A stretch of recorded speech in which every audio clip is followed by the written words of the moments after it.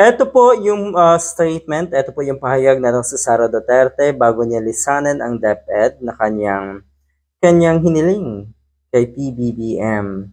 Dahil alam niya siguro nga na talagang malaki ang allocation, ang budget allocation ng departamentong ito. Tignan natin.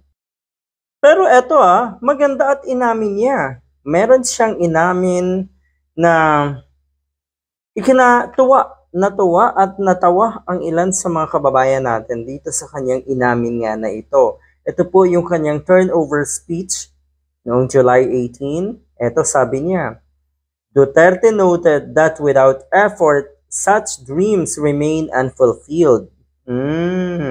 Kaya pala walang nangyayari sa DepEd. So inamin nyo rin po na wala naman talaga kayong effort. Hindi nga kayo sincere sa pag-handle, sa pamunuan ng Department of Education at wala kayong konkretong plano. Makikita niyo naman po sa mga pagdinig diyan sa Senado, hindi naman talaga nagsasalita itong si Sara Duterte and she never explains kung ano ang kanyang mga plano sa DepEd. Yun naman pala ay wala.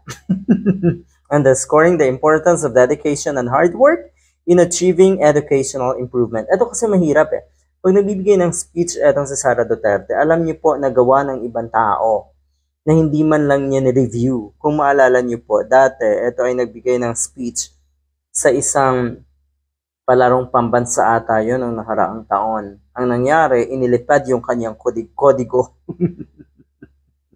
So ayun, nawalan. Hindi naman kasi alam ang sasabihin kung walang kodigo.